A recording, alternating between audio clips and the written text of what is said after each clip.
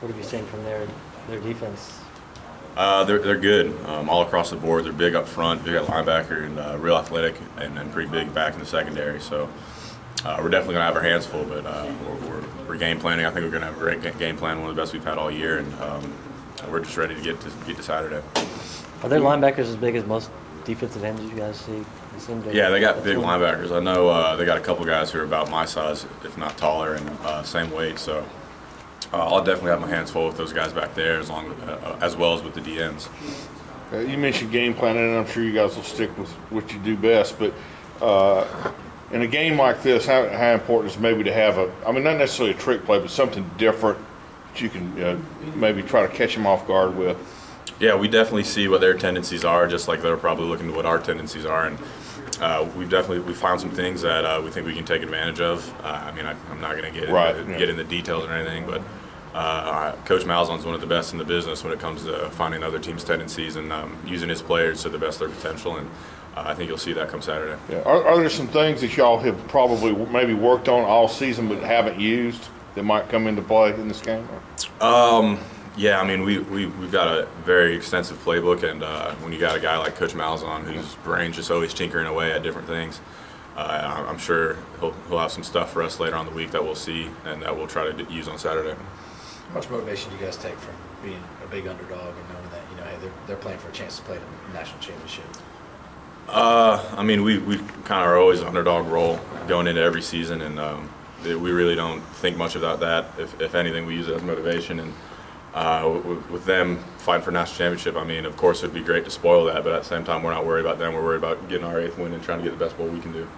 How does this feel to get all the hype for this big game and then the town's dead, the students are gone, Yeah. And then how does it help you guys that this is all you have to worry about? It's really all the guys from the team who are playing in the NFL right now. They say that the Iron Bowl week is closest to anything that you do in the NFL. Being that we don't have school and we're up here in meetings and walkthroughs and getting lifts in, and really just kind of making it an all-day thing. And I think that helps us out a lot, just being able to stay in the film room, get extra time in there. And but from the standpoint of the town's dead, it's definitely dead, and it's just fun to see people trying to get their tailgate spots for the Stanford game last week and keeping their RVs there, and just everything come probably tomorrow night. Everything's going to be pretty packed down here, and you'll see a lot more people just slowly gathering in. And that's one of the exciting things about the Iron Bowl is that it means so much to these people. And they get here 3-4 days early, have their Thanksgiving in their RVs just so that they can have their RV spot. And it's just an awesome atmosphere. If you had to explain the Iron Bowl to somebody who's never been in this state, somebody in California or New York, what would you say about it? What separates it? What makes it special? It's really like World War III. There's just two teams that dislike each other a lot. I think respect each other a lot, but dislike each other a lot. And fans that take it over the top, that it really changes the whole life and whole outlook on the next year, whether you can brag about it or whether you have to hide in the whole year. And it's really something that you can't describe to someone. I know ESPN did that deal on it, and that did it a little bit of justice, but until you kind of get here and witness the whole Saturday of an Iron Bowl or Friday of an Iron Bowl, you really can't understand it. Last year's game, just kind of come back and all that. What's the biggest thing you take away? What's the most memorable thing from last year's game? I think the biggest thing that we learned as a team was that, we learned it a lot through last year, but never to say that you're down and out and that you can't come back and win it. And just being able to do that and having a lot of the younger guys who played last year as freshmen on that team, I think they kind of see that that's true. And we have the potential to just take it play by play and come back and play our best. And I really think that's the main thing that I'll remember from last year, and really just trying to keep the little momentum that we have going right now, and look forward to this Saturday. Yeah, the SEC West has the top three teams and defending national champs. Are you surprised at all that the West teams are so good, or you kind of see any of this coming? No, of course you don't expect to have 3 of the top teams in your division as 1, 2, and 3 in the BCS, but that's what you want to play in the best conference. Getting recruited out of high school, you want to come to play in the SEC, and particularly in the SEC West, and you don't expect them to be the top 3 teams, but at the same time you expect that it's going to be the toughest division in the country. And we have a lot of respect for all three of those teams and what they've done so far, and we're looking forward to trying to change that top three up a little bit this week.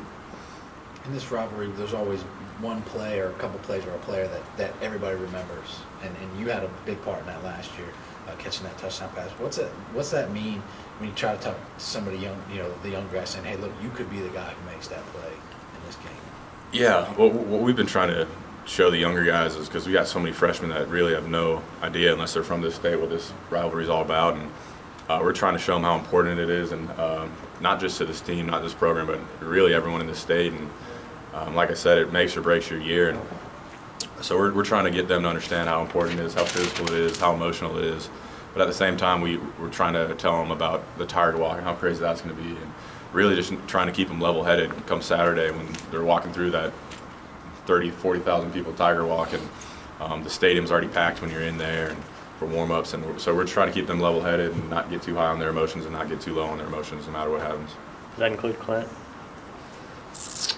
It's hard to tell with Clint. I mean, you never really know with him. I think he'll be pumped up. I think we're ready to go being from the state, and I'm sure there'll be nerves involved too, but I mean, everyone's going to have a little nerves involved, a little anxiousness going on, and from what I've seen from him so far, he hasn't been rattled by much this year, and he's just kind of taking it play by play, which is what you want from a quarterback. And so, yeah, I'm just excited to see how he handles everything.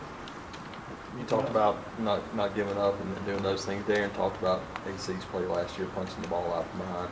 Is that one of those things you can show freshmen to go, this is what this game's about?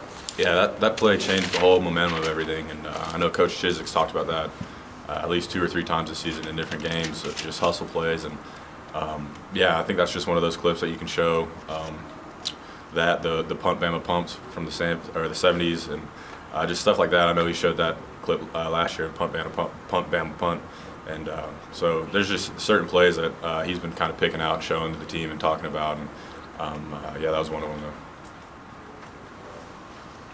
Yep. Thank you.